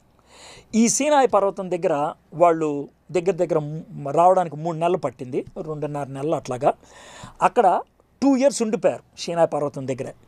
బహుశా ఈ కాలంలోనే లేవీ కాండం రాసి ఉండాలి. ఎందుకంటే యాజక ధర్మం అహరోనికి నేర్పించాలి. అహరోన్ తర్వాత యాజకులు చేయాలి. కాబట్టి అక్కడే ఎలాంటి బలులు అర్పించాలి అవన్నీ కూడా అక్కడ జరుగుండాలి. ప్రత్యక్ష గుడారం అక్కడే కట్టారు. సో సగం ప్రయాణం 3 నెలల్లో అయిపోయింది అని చెప్పుంటే, ఇప్పుడు సెకండ్ భాగంలోకి మనం వచ్చేప్పటికి ఈ సెకండ్ భాగం 38 సంవత్సరాలు పట్టింది. 38 years పట్టింది. 3 నెలల్లో మొదటి భాగాన్ని పూర్తి చేసి 2 సంవత్సరాలు అక్కడ ఉండిపోయారు. ఆ తర్వాత 38 ఏళ్ళు వాళ్ళు సుదీర్ఘ ప్రయాణం చేయాల్సి వచ్చింది. ఎందుకనంటే వాళ్ళు ఎడారిలో అటు ఇటు తిరగటంతోనే అయిపోయింది. నెబో అనే కొండ దగ్గరికి వాళ్ళు 40వ సంవత్సరంలో వాళ్ళు వచ్చారు. ఆధార్ అనే నెలలో 1405లో మోషే చచ్చిపోవడం జరిగింది. ఆ నెబో కొండ మీదకి ఎక్కిన తర్వాత దేవుడు తనకు చూపించాడు. ఇది సీనాయి కొండ. సీనాయి కొండ లొకేషన్ మీకు అక్కడ పెట్టాను. బహుశా ఇశ్రాయేలీల కింద అలా టెంట్లు వేసుకొని మోషే పైన దేవుడితో 40 రోజులు గడపటం, అక్కడే బంగారు దూడను తయారు చేసుకోవటం జరిగింది ఉండాలి. ఇది నెబో అనేటువంటి కొండ. ఇది యోర్దాను దేశంలో ఉన్నది. ఆ పైకి ఎక్కినప్పుడు ఆ దూరపు కొండలన్నట్లు కూడా మనకి అప్పట్లో ఉన్నటువంటి పట్టణాలన్నీ కూడా కనబడుతుంది. బెత్లెహేం కానీ, ఎరికో కానీ, యెరూషలేం కానీ, హెబ్రోన్ కానీ, ఇవన్నీ కూడా హోరేబు కొండ కానీ అన్నీ చాలా స్పష్టంగా కనబడుతూ ఉంటాయి అన్నమాట. అక్కడి నుంచే చాలా స్పష్టంగా దేవుడు మోషేకి అక్కడి నుంచి చూపించి ఆ తర్వాత ఆయన చనిపోయినట్లు మనం చూస్తాం. కాబట్టి మౌంట్ సీనాయి పర్వతం, మౌంట్ నెబో ఇవి చాలా ప్రాముఖ్యమైనటువంటి పట్టణాలు. సో దీంతో మనకి మొదటి 5 పుస్తకాలు అయిపోయినాయి. ఆ తర్వాత 1405లో యెహోషువ యోర్దానుని దాటి ఆయన ప్రవేశించాడు.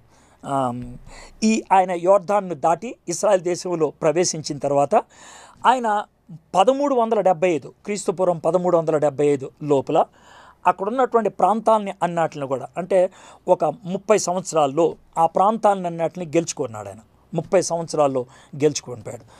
వాటిని యూదులకి, ఇశ్రాయేలీలందరికీ పంచిపెట్టేశారు. కాబట్టి యెహోషువ గ్రంథానికి 30 సంవత్సరాల చరిత్ర అన్నమాట. ఇది మొదట సెంట్రల్ పార్ట్ని ఆయన గెలుచుకున్నాడు. రెండోది సదరన్ పార్ట్, దక్షిణానికి వచ్చి అక్కడ గెలుచుకున్నాడు. మూడోది నార్దరన్ పార్ట్, ఆ విషయాన్ని ఆయన గెలుచుకోవటం జరిగింది. సరే, యెహోషువ తర్వాత మనకి 12 మంది న్యాయాధిపతులు వస్తారు. ఈ న్యాయాధిపతుల కాలం సుమారు 350 సంవత్సరాలు. న్యాయాధిపతులు అంటే 12+2 ఆలోచించండి. 12 మంది మనకి న్యాయాధిపతుల గ్రంథంలో ఉంటారు. 11 మంది మగోళ్ళు, ఒక స్త్రీ. వీళ్ళ తర్వాత ఇంకొక ఇద్దరు న్యాయాధిపతులు ఉన్నారు, ఏలీ తర్వాత సంసోను. ఏలీ సంసోను గురించి మనకి న్యాయాధిపతుల తర్వాత ఉన్నది కాబట్టి ఇక్కడ 12 మంది అని ఇక్కడ ప్రస్తావించడం జరిగింది. ఈ 12 మంది న్యాయాధిపతుల కాలంలో 21 అధ్యాయాలు కలిగినటువంటి న్యాయాధిపతుల గ్రంథంలో 7 సార్లు ఈ సైకిల్ నడిచింది. ఏంటా సైకిల్? మొదట వాళ్ళు పాపం చేశారు. పాపం చేస్తే దేవుడు వాళ్ళని అయితే మోయాబీలకు కానీ, లేకపోతే అశ్షీరీలకు కానీ, లేకపోతే ఫిలిస్తీన్లకు కానీ బానిసలుగా అప్పగించడం జరిగింది. అది రెండోది సర్విట్యూడ్. మూడోది సప్లికేషన్. అప్పుడు వాళ్ళు బాగా ఒత్తిడి ఎక్కువైనప్పుడు ప్రార్థన చేయటం. ఆ తర్వాత దేవుడు ఒక న్యాయాధిపతిని పంపించడం, ఒక సేవియర్ పంపించిన తర్వాత వాళ్ళకి విజయం వచ్చింది. ఆ తర్వాత నిశ్శబ్దం అయిపోవటం, మళ్ళీ పాపం. ఈ విధంగా 7 సార్లు ఈ చక్రం జరిగినట్లు చూస్తూ ఉంటాం. ఇదే కాలంలో రూతు మనకి కనబడుతూ ఉంటుంది. రూతు ద్వారా దేవుడు తాను ఏర్పరచుకునేటువంటి రాజుని మనకి ప్రపంచానికి అందించాడు. అందుకనే అక్కడ మనకి సమీప బంధువుడుగా యేసయ్య కనబడుతూ ఉంటాడు. తర్వాత సమూయేలు గ్రంథంలోకి వచ్చేప్పటికి మొదటగా ఏలీ ఉన్నాడు. ఆ ఏలీ గురించి ఎందుకు రాయాల్సి వచ్చింది అని అంటే మందసం అనేది పోయింది, గోల్డెన్ ఆర్క్ పోయింది. తర్వాత సమూయేలు గురించి రాయాల్సి వచ్చింది. ఎందుకంటే సమూయేలు ఆ మందసాన్ని తిరిగి దాన్ని ఒక ప్రదేశంలో పెట్టడానికి కారకుడు కాకుండా 2 రాజుల్ని ఆయన అభిషేకించాడు. అందుకనే సమూయేలు గురించి రాయటం జరిగింది. యూదుల పుస్తకంలో మొదటి సమూయేలు, రెండో సమూయేలు ఒక పుస్తకంగానే ఉంటే మనం వేరుగా చేసుకున్నాం. సౌలు గురించి ప్రాథమికంగా మొదటి సమూయేలు గ్రంథంలో ఉంటుంది. అదే విషయాన్ని మొదటి దినవృత్తాంతంలో 10లో కూడా చూస్తూ ఉంటాం. సౌలు 1050 లేదా 1045 ఈ కాలంలో రాజై ఉండాలి. 1010 దాకా 42 సంవత్సరాలు దగ్గర ఆయన పరిపాలించినట్లు మనం చూస్తాం. ఆ తర్వాత దావీదు. సౌలు ప్రజలు కోరితే ఇచ్చినటువంటి రాజు అయితే దావీదు దేవుడు ఏర్పరచుకున్నటువంటి రాజు. దావీదు గురించి రెండో సమూయేలు గ్రంథంలో ఉంటుంది. తర్వాత దినవృత్తాంతంలో మొదటి గ్రంథం 11 నుంచి 22 దాకా ఉంటుంది. 1100 BC నుంచి 970 దాకా మనకి దావీదు యొక్క పరిపాలన కనబడుతూ ఉంటుంది. సమూయేలు చివరి 3 ఆఫీసెస్ నడిపించినటువంటి వాడు, ప్రవక్త, యాజకుడు, జడ్జి. యేసుక్రీస్తు ప్రభువారు కూడా 3 ఆఫీసెస్ కలిగిన వాళ్ళుగా మనం చూస్తాం. సౌలు the king chosen by people, man after man's heart, తన హృదయాన్ని బట్టి ఆలోచించేవాడు. David the king chosen by God, man after God's heart. David king of Judah rule from Hebron for the first 7 years. సమూయేలు రెండో గ్రంథం 1 నుంచి 4 దాకా చూసినట్లయితే మొదటి 7 సంవత్సరాలు యోధా దేశాన్ని పరిపాలించాడు, హెబ్రోన్ కేంద్రంగా పెట్టుకొని. తర్వాత ఆయన జయోన్ని గెలుచుకొని యెరూషలేములో ఆయన రాజధాని సెటప్ చేసి 33 సంవత్సరాలు అక్కడి నుంచి పరిపాలన చేసినట్లు మనం చూస్తూ ఉంటాం. సరే, ఇక్కడి నుంచి పద్ధతి మారిపోతుంది. ఇక్కడ దాకా మనం పీపుల్ ఓరియంటెడ్గా చూసాం, ఈవెంట్స్ ఓరియంటెడ్గా. ఇక్కడ నుంచి ప్రవక్తలు, రాజు, ఏ ప్రవక్త ఏ రాజు దగ్గర ఉన్నాడు దాన్ని బట్టి మనం చదువుకుంటూ వెళ్తే కనుక చాలా సింపుల్గా ఉంటుంది. ఉదాహరణకి సౌలు ఆయన టైంలో ఉన్నటువంటి ప్రవక్తలు సమూయేలు, గాదు. దావీదు కాలంలో ఉన్నటువంటి ప్రవక్తలు గాదు, నాతాను. ఓకే. సొలొమోను, దావీదు దగ్గర నుంచి సొలొమోన్కి ఆ యొక్క రాజ్యాధికారం ఇవ్వబడింది. మొదటి రాజులు మొదటి అధ్యాయం నుంచి 11వ అధ్యాయం దాకా, దినవృత్తాంతంలో మొదటి గ్రంథం 23 నుంచి 29 దాకా సొలొమోను యొక్క రాజ్యాధికారం సంపాదించుకోవటం ఉంటుంది. ఆ తర్వాత యెరూషలేముని టెంపుల్ని, దేవాలయాన్ని ఆయన నిర్మించాడు. రాజుల గ్రంథం మొదటి అధ్యాయం 5 నుంచి 8 దాకా చూస్తాం. దినవృత్తాంతం 2 నుంచి 7 దాకా చూస్తాం. 953లో, క్రీస్తుపూర్వం 953లో యెరూషలేం దేవాలయం కట్టడం అనేది జరిగింది. ఆ తర్వాత 931లో సొలొమోను చచ్చిపోయాడు. దినవృత్తాంతం 2వ గ్రంథం 11వ అధ్యాయం, మొదటి రాజులు 11వ అధ్యాయం దగ్గర మనకి సొలొమోను యొక్క చరిత్ర అయిపోతుంది.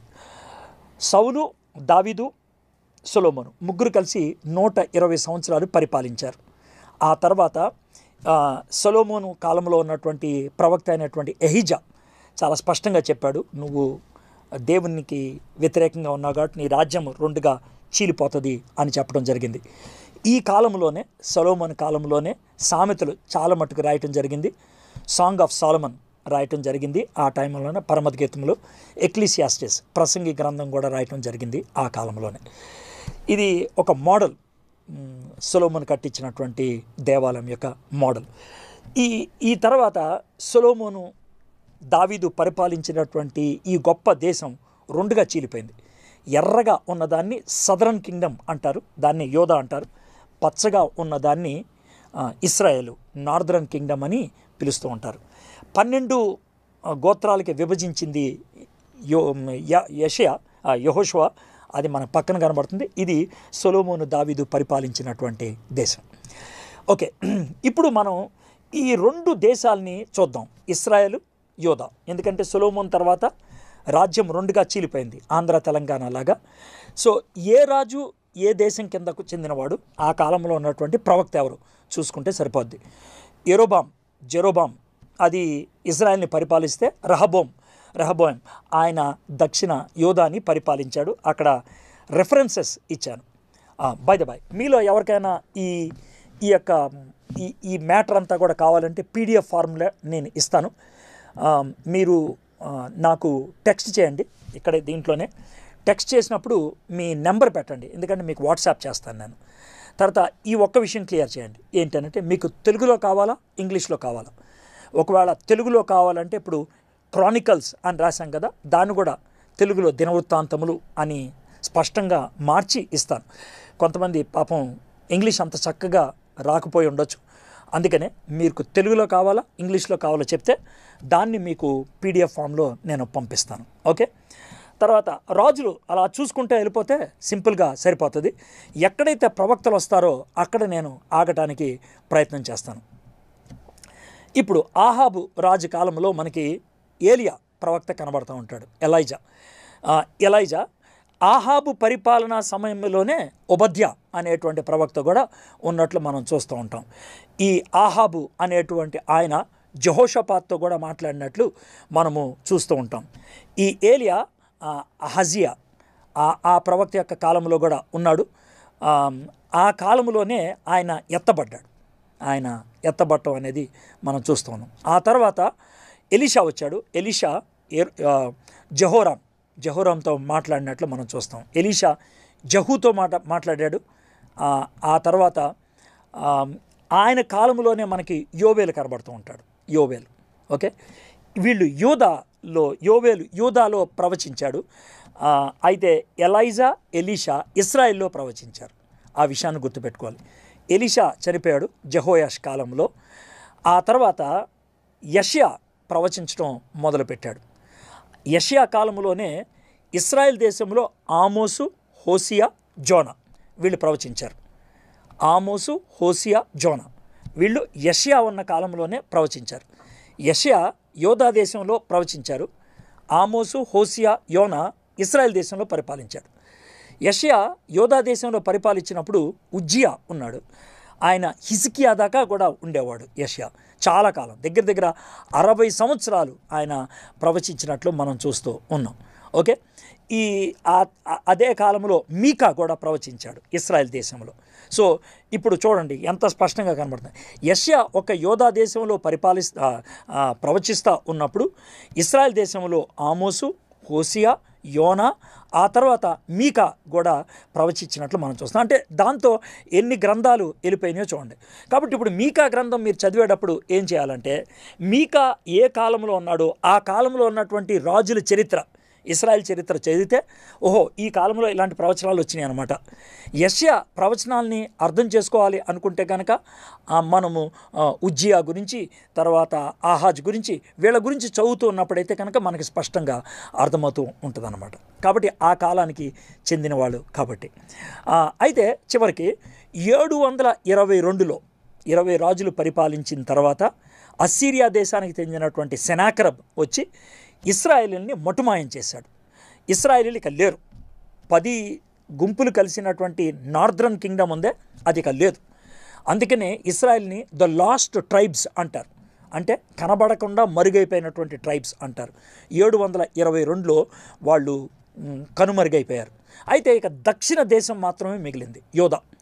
దాన్ని హిజ్కియా పరిపాలిస్తూ ఉన్నాడు. హిజ్కియా పరిపాలిస్తున్నప్పుడు యెషయా సహాయం చేయబట్టే ఏ సెనాకరబ్ అయితే ఇశ్రాయేలీల్ని నాశనం చేశాడో యూదాను కూడా నాశనం చేయడానికి వచ్చాడు. అయితే యెషయా ఉండబట్టి, యెషయా హిజ్కియా ప్రార్థన చేయటం బట్టి సెనాకరబు అద్భుతమైనటువంటి విధంగా చనిపోయాడు. ఒక్క దేవదూత వెళ్ళి 1,85,000 మందిని సంహరించడం అనేది ఇక్కడే మనం చూస్తూ ఉంటాం. అయితే మీరు ఇక్కడ గమనించినట్లయితే రాజులు రెండో గ్రంథం 18 నుంచి 20 దాకా, దినవృత్తాంతం రెండో గ్రంథం 29 నుంచి 32 దాకా, యెషయా 36 నుంచి 39 దాకా ఒకే కాలానికి చెందినటువంటి విషయాలు, హిజ్కియా కాలానికి చెందినటువంటి విషయాలు చాలా మటుకు ఒకే విధంగా ఉన్నట్లు మనం చూస్తూ ఉంటాం. యెషయాని మనష్షే కాలంలో రంపంతో కోసి చంపేశారని చెప్తూ ఉంటారు. మనష్షే అనేటువంటి ఆయన చెడ్డ రాజు. 53 సంవత్సరాలు ఆయన రాజుగా ఉన్నాడు. ఆయన కాలంలోనే నహూం వచ్చాడు. ఆయన చనిపోయినప్పుడు అమ్మోను రాజయ్యాడు. అమ్మోను రాజయ్యని 2 ఏళ్లకే ఆయన్ని చంపేయటం జరిగింది. జోషియా రాజయ్యాడు. జోషియా రాజైనప్పుడు మనకి చాలామంది రాజులు వచ్చారు, ప్రవక్తలు వచ్చారు. జెర్మియా వచ్చాడు ముందు. జెర్మియా చాలా కాలం ఉన్నాడు. తర్వాత జెఫన్యా వచ్చాడు. హుల్దా అనేటువంటి ఆమె కూడా అదే కాలంలో ప్రవచించినట్లు మనం చూస్తూ ఉంటాం. ఓకే, జోషియా చనిపోయిన తర్వాత జెహోయాస్ చనిపోయాడు. ఓకే, ఈ జెహోయాస్ కాలంలోనే నెబుకద్నెజర్ రావటం జరిగింది. ఆయన వచ్చి 10,000 మందిని ఎత్తుకెళ్ళిపోయాడు. యెరూషలేముని కొల్లగొట్టినట్లు మనం చూస్తూ ఉంటాం. ఆ తర్వాత హబక్కుక్ అనే ప్రవక్త వచ్చాడు. ఎజిక్యేల్ కూడా ప్రవక్తగా రావటం జరిగింది. ఆ మధ్యలో గ్యాప్ ఎందుకు పెట్టాను అని అంటే, ఆ గ్యాప్లోనే నెహెమ్యా నెబుకద్నెజర్ రావటం జరిగింది. వచ్చి 10,000 మందిని ఎత్తుకెళ్ళిపోయాడు. ఈ 10,000 మందిలో మనకి షడ్రక్, మెషక్, అబేద్నెగో, దానియేలు వంటి వాళ్ళు కనబడుతూ ఉంటారు. తర్వాత బంగారాన్ని కొల్లగొట్టుకొని వెళ్ళిపోవటం జరిగింది. మళ్ళీ 586లో వచ్చాడు. యెరూషలేము మొత్తాన్ని కూలిపోవటం జరిగింది. సో ఇది పరిస్థితి అన్నమాట. 722 క్రీస్తు పూర్వంలో ఇశ్రాయేలు కనుమరుగైపోతే 586లో యెరూషలేముని పూర్తిగా నాశనం చేసేసి ఆయన కబ్జా చేసుకున్నట్లు మనం చూస్తూ ఉన్నాం. 605 ఆ ప్రాంతాల్లో 10,000 మందిని ఎత్తుకెళ్ళిపోవటం అనేది జరిగింది. ఓకే, సో ఈ 2 రాజ్యాలు ఈ విధంగా ఉన్నాయి. అయితే మనకి సమూయేలు గ్రంథం, రాజుల గ్రంథం, దినవృత్తాంతం ఉన్నది కదా. ఎందుకు మనకి 2 ఉన్నాయి అనేది మనం చూద్దాం. సమూయేలు తర్వాత రాజుల గ్రంథంలో ప్రాఫిటిక్ పర్స్పెక్టివ్, ప్రవచనాత్మకమైన దృక్పథం కనబడుతుంది. మొదటి సమూయేలు, రెండో సమూయేలు రాసిన సమూయేలు మొదటి గ్రంథం, రెండో గ్రంథంలో మొదటి గ్రంథంలో సౌలు గురించి ఉంటుంది, రెండో గ్రంథంలో దావీదు గురించి ఉంటుంది. సుమారు 1050 లేదా 1040 ఆ ప్రాంతంలో ఆరంభమైంది. 971 దాకా వెళ్ళింది దావీదు యొక్క పరిపాలన దాకా. మొదటిది 2 రాజుల గ్రంథం చూసినట్లయితే 971లో మొదలై 586 దాకా వెళ్ళింది. సొలొమోను దగ్గర నుంచి యెరూషలేము కూలిపోవటం దాకా. అయితే ఇప్పుడు కింద చూద్దాం దినవృత్తాంతంలో ఎలా ఉంది. ఇది ప్రీస్లీ పర్స్పెక్టివ్. ఎందుకంటే దీన్ని యాజకుడైన ఎజ్రా రాశాడని చెప్తూ ఉంటాడు. యాజకుడైన ఎజ్రా ఎలా రాశాడంటే, దినవృత్తాంతం మొదటి గ్రంథంలో ఆయన ఆదాముతో మొదలయ్యాడు, కానీ వివరంగా రాయటం సొలొమోనుతో మొదలైంది. ఆదాము నుంచి దావీదు దాకా రాసుకుంటూ వచ్చి అప్పుడు సొలొమోను గురించి రాయటం మొదలుపెట్టాడు. ఇది మనకి స్పష్టంగా కనబడుతుంది. మొదటి దినవృత్తాంతంలో దావీదు సొలొమోను గురించి ఎక్కువ రాసుకుంటూ వచ్చాడు. దినవృత్తాంతం రెండో గ్రంథంలో సొలొమోను దగ్గర నుంచి ఆయన ఎక్కడ దాకా వెళ్ళాడంటే కోరేష్ దాకా వెళ్ళిపోయాడు. పైన గ్రంథంలో ఏది రాజుల గ్రంథం 2దో కొనిపోబట్టడం దాకా తెలితే, దీంట్లో అయితే కొనిపోబడిన వాళ్ళు వెనక్కి పంపించడం దాకా తీసుకొచ్చాడు. అంటే 536 దాకా వెళ్ళాడు. ఆయన పైన అయితే 586 దగ్గర ఆగింది. సో అందుకనే స్పష్టంగా కనబడతాయి. దినవృత్తాంతాల గ్రంథంలో సదరన్ కింగ్డమ్ గురించి రాసుకుంటూ వచ్చాడు, నార్దర్న్ కింగ్డమ్ గురించి రాయలేదు. నార్దర్న్ కింగ్డమ్ అంటే ఇస్రాయెల్ గురించి రాయలేదు. ఎక్కువగా దీని గురించే రాయటం జరిగింది. ఓకే, అయితే వీళ్ళు చెరలోకి వెళ్ళిపోయిన తర్వాత 70 ఏళ్ళు ఉన్నారు. దానియేలు ప్రార్థన చేశాడు ఇర్మియా ఇచ్చినటువంటి ప్రవచనానికి నెరవేర్పుగా. అప్పుడు చూడండి, 605లో నెబుకద్నెజర్ ఆయన యెరూషలేముని ధ్వంసం చేసి 10,000 మందిని ఎత్తుకెళ్ళిపోయాడు. 536లో కోరేషు వెనక్కి పంపించడం జరిగింది. కరెక్ట్గా ఈ 2 ఏళ్ళకి 70 ఏళ్ళు. హగ్గై, జకర్యా వెనక్కి వచ్చిన తర్వాత వీళ్ళు ప్రవచించి మందిరాన్ని కట్టమని చెప్పాడు. ముందు శేష్ బజార్తో, తర్వాత జెరుబ్బాబెల్తో చెప్పడం జరిగింది. ఆ తర్వాత మందిరాన్ని కట్టారు. నెబుకద్నెజర్ 586లో కూల్చేస్తే జెరుబ్బాబెల్ 516లో మందిరాన్ని పూర్తి చేశాడు. కరెక్ట్గా 70 ఏళ్ళు. ఎంత స్పష్టంగా ఉందో చూడండి.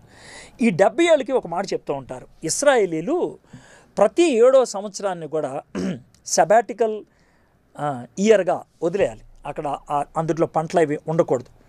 అయితే వీళ్ళు 490 సంవత్సరాలు వాళ్ళు ఈ సబాటికల్ ఇయర్ని పాటించలేదు కాబట్టి దేవుడు ఈ 70 సంవత్సరాలని వాళ్ళు పని పాట లేకుండా చేసి పెట్టేశాడు అని యాజకులు చెప్తూ ఉంటారు, యాజక ధర్మంలో చెప్తూ ఉంటారు. ఆ తర్వాత ఎజ్రా గ్రంథం 6-7 అధ్యాయాల మధ్యలో మనకి ఎస్తేర్ కనబడుతుంది. అంటే ముందు ఎజ్రా అని కాదు, ఎజ్రా మొదటి 5 అధ్యాయాల్లో చరిత్ర రాసుకుంటూ వచ్చాడు. ఆ తర్వాత ఎస్తేర్ కనబడుతుంది. ఎస్తేరు 483-473 ఈ కాలానికి చెందినటువంటి వ్యక్తి. 458లో ఎజ్రా ఆయన రెండో గుంపుని వెనక్కి తీసుకొని వచ్చాడు. మొదటి గుంపుని శేష్ బసాత్ తెచ్చాడు, రెండో గుంపుని ఎజ్రా తీసుకొని వచ్చాడు. ఆ తర్వాత నెహెమ్యా 445లో మొదటిసారి వచ్చాడు, 433లో రెండోసారి వచ్చాడు. నెహెమ్యా 433లో రెండోసారి వచ్చింది మనకి బైబిల్ చరిత్రలో చిట్ట చివరి రెఫరెన్స్ అని మనం చెప్పుకోవచ్చు. మలాకి ఎప్పుడున్నాడు అని అంటే కొంతమంది 460 అని చెప్తూ ఉంటారు, ఎజ్రా కంటే కొంచెం ముందు. కొంతమంది నెహెమ్యా కాలానికి చెందినవాడు అని చెప్తూ ఉంటారు. ఇది మనకి పాత నిబంధన పూర్తి అయిపోవటం జరుగుద్ది అన్నమాట.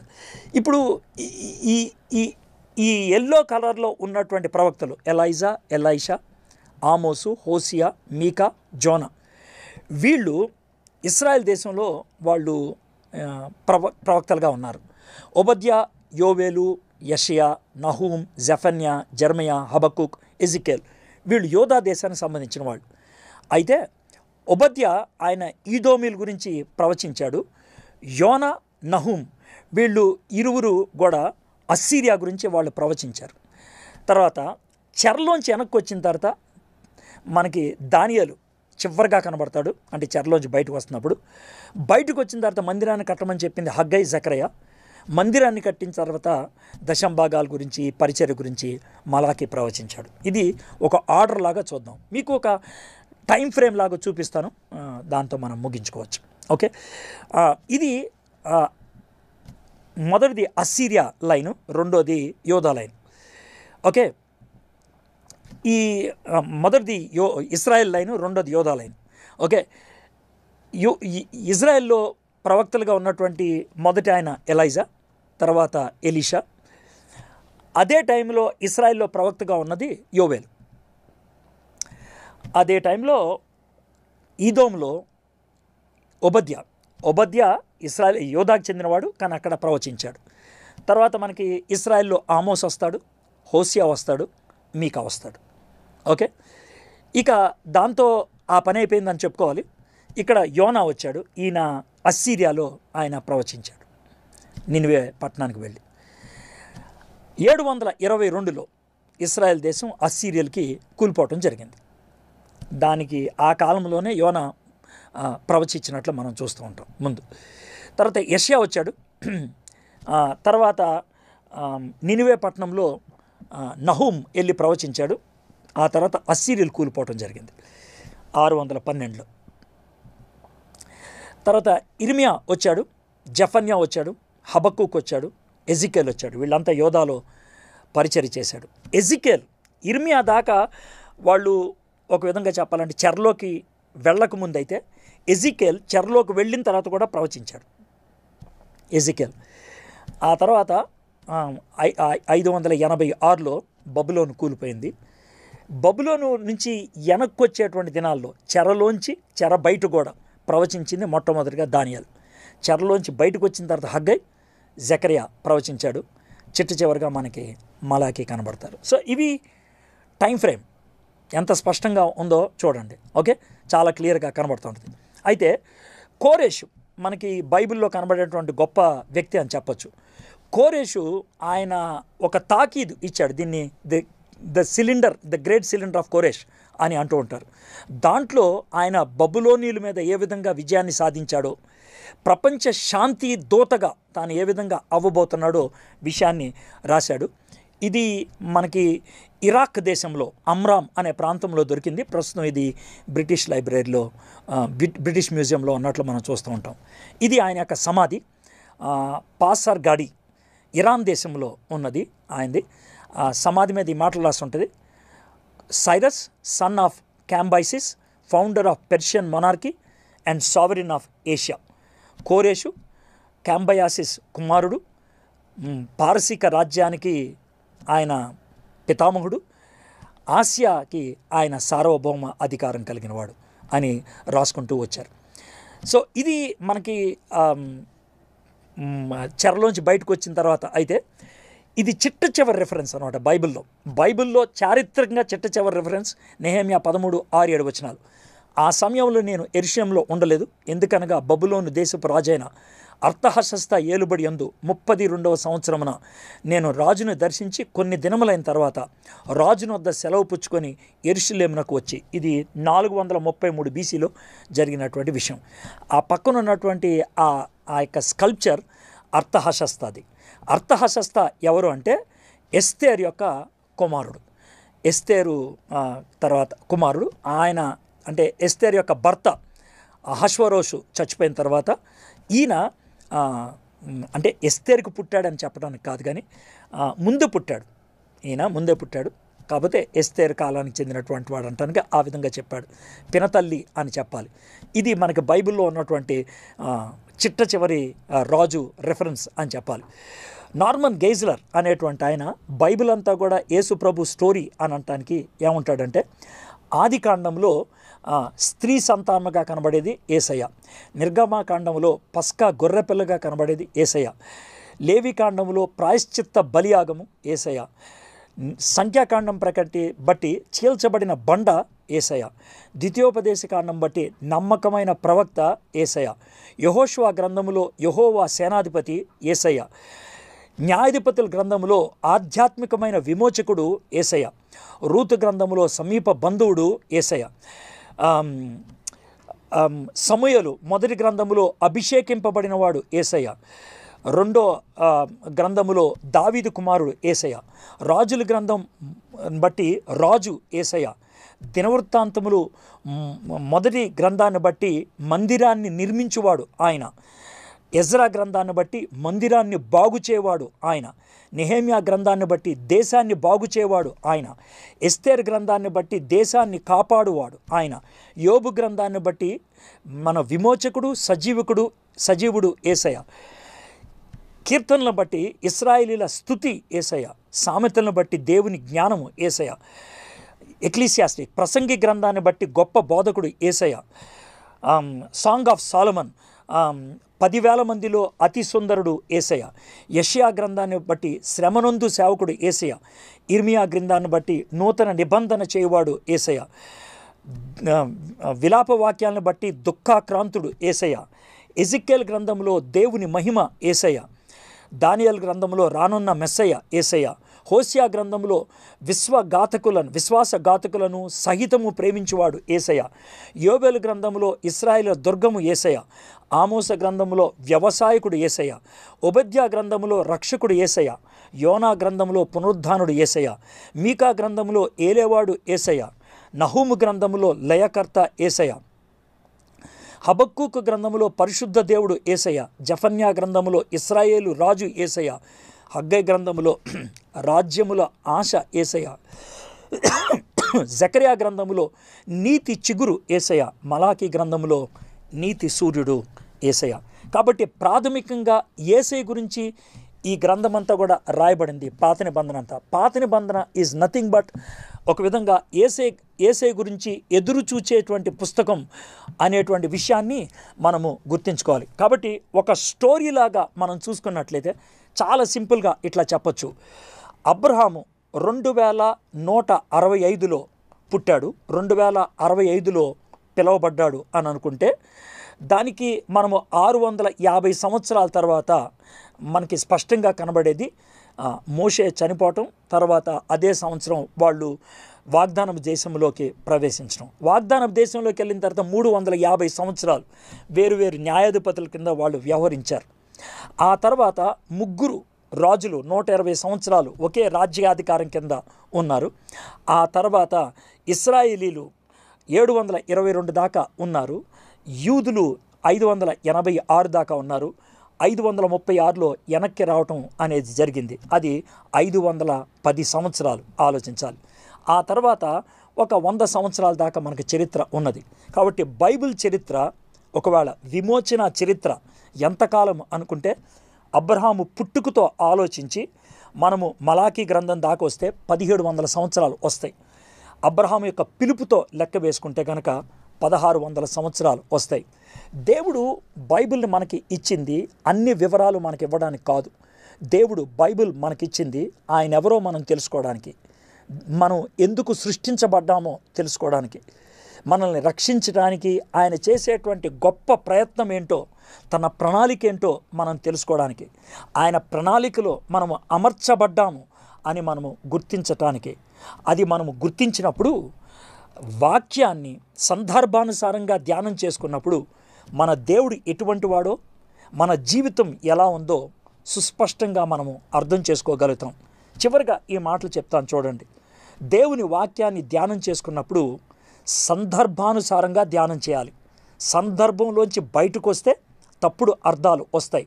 సందర్భము అనంటే చారిత్రకమైన సందర్భం, అక్కడ ఉన్నటువంటి పరిస్థితులకి, అక్కడ ఉన్నటువంటి స్థితిగతులకి, ఏ పరిస్థితులకి ఏ స్థితిగతులకి ఆ మాటలు చెప్పారు అనేది మనం చాలా స్పష్టంగా అర్థం చేసుకోవాలి. క్రైస్తవ విశ్వాసం చారిత్రకమైన విశ్వాసం, హిస్టారికల్ ఫెయిత్ అని అంటారు. కాబట్టి మన విశ్వాస ప్రమాణం చరిత్రలోంచి పుట్టుకొచ్చింది. క్రైస్తవ సిద్ధాంతము చారిత్రకమైనటువంటిది. కాబట్టి we are people who have faith that is historical. మనము విశ్వాసము ఏ చారిత్రకమైన విశ్వాసం మీద మన యొక్క బ్రతుకు ఉన్నది. కాబట్టి నాకు చరిత్రతో సంబంధం లేదు, నాకు చరిత్ర అవసరం లేదు అని కొట్టిపడేద్దు. You must know your history. మీరు చరిత్ర తెలుసుకుంటే మన విశ్వాసం గట్టిగా ఉంటుంది, పరిస్థితులకు అనుగుణంగా వ్యవహరించడానికి బాగుంటుంది. కాబట్టి ఈ విధంగా మనం పాత నిబంధనలో ఉన్నటువంటి గ్రంథాలు ఒకదాని తర్వాత ఒకటి ధ్యానం చేయబోతున్నాం. బ్రీఫ్గా అరగంట లేకపోతే 45 నిమిషాలు ఒక్కొక్క పుస్తకాన్ని. బట్ ఇది ఒక పరిచయంగా ఉంటుంది. నేను చాలా వేగంగా చెప్పుకుంటూ వెళ్ళిపోయాను. మీరు మరొకసారి వినండి so that you can get an idea. మీలో ఎవరికైనా ఇది పీపీటీగా కావాలంటే, పీడిఎఫ్ ఫార్మాట్లో కావాలంటే, ఇంగ్లీష్లో కావాలంటే ఇంగ్లీష్, తెలుగు కావాలంటే తెలుగు అని పెట్టి మీ వాట్సాప్ నెంబర్ని అక్కడ పెట్టండి. ఒకవేళ మీకు నా వాట్సాప్ నెంబర్ తెలిస్తే కనుక డైరెక్ట్గా నా వాట్సాప్ నెంబర్కి పంపించండి. నేను మీకు ఆ పీడిఎఫ్ ఫార్మాట్ని మీకు పంపించగలుగుతాను. మీరు ఎక్కడైనా దీన్ని చూపించాలి అనుకున్నప్పుడు, దీన్ని రిఫర్ చేసినప్పుడు మనం క్రైస్తవులంగా యథార్థవంతులంగా ఉండాలి. కాబట్టి దీన్ని రిఫర్ చేయండి, దీన్ని కోట్ చేయండి. పలానా యూట్యూబ్ మెసేజ్ నుంచి నేను తీసుకున్నాను, పలానా వ్యక్తి చెప్పిన దాంట్లోంచి నేను తీసుకున్నాను. నేను ముందుగానే ఏ పుస్తకాల్లోంచి నేను చెప్పానో మీకు చెప్పాను కదా, అదేవిధంగా మీరు కూడా స్పష్టంగా చెప్పగలిగి ఉండాలి. అది క్రైస్తవత్వంలో క్రైస్తవులుగా మనకు ఉండాల్సినటువంటి యథార్థత. కాబట్టి ఈ యొక్క సెషన్ ద్వారా మీకు పాత నిబంధన గురించి ఒక అవగాహన కలిగి ఉంటుందని నేను నమ్ముతున్నాను. God bless you. రానున్న దినాల్లో పాత నిబంధనలో ఉన్నటువంటి ఒక్కొక్క పుస్తకాన్ని మనం కలిసి ధ్యానం చేసుకుందాం. చిన్న ప్రార్థన చేసుకొని మనం ముగించుకుందాం. మా దేవా, మా ప్రభా, మీకు వందనాలు, స్తుతులు, స్తోత్రాలు చెల్లిస్తున్నాం. ఈరోజు ప్రభా మరి ఆది కాండము 1వ అధ్యాయం 1వ వచనం నుంచి మలాకీ గ్రంథం దాకా ప్రభా పాత నిబంధన అంతటినీ కూడా ప్రభా ఒక కథలాగా విమోచన ఏ విధంగా జరిగిస్తున్నావో, నీ యొక్క ప్రణాళిక ఏంటో ఒక స్టోరీ ఫార్మాట్లో 1600 సంవత్సరాల చరిత్రను ప్రభా, ఏ కాలానికి చెందిన ప్రవక్తలు, ఏ కాలానికి చెందినటువంటి రాజులు నాయన చూడటానికి మీరు ఇచ్చినటువంటి కృపకే మీకు వందనాలు. దీన్ని బట్టి ప్రభా నాయన ప్రవక్తలు చదివినప్పుడు రాజులు, రాజులు చదివినప్పుడు ప్రవక్తలు, మేము 2 భాగాల నుంచి చదువుతున్నప్పుడు పరిపూర్ణ అవగాహన మాకు కలుగుద్ది ప్రభా. ఆ విధంగా మరి ఎక్కువ అర్థం చేసుకోవడానికి, మరి ఎక్కువగా నీకు దగ్గర అవడానికి ఈ యొక్క బోధన ఉపయోగపడగలిగినట్లు మీరు సహాయం చేయమని మీరు మాకు ఇచ్చినటువంటి అవకాశాన్ని వందనాలు చెల్లిస్తూ యేసు నామములో ప్రార్థన చేస్తున్నాం తండ్రి. ఆమేన్. God bless you. ఇంతవరకు ఓపికతో విన్నందుకు మీకు అందరికీ కృతజ్ఞతలండి. ఇంతవరకు నా ఛానల్ సబ్స్క్రైబ్ చేసుకోకపోతే దయచేసి సబ్స్క్రైబ్ చేసుకోండి, లైక్ చేయండి, షేర్ చేయండి. ఇంకా లేటెస్ట్ వీడియోల కోసం బెల్ ఐకాన్ మీద క్లిక్ చేయండి.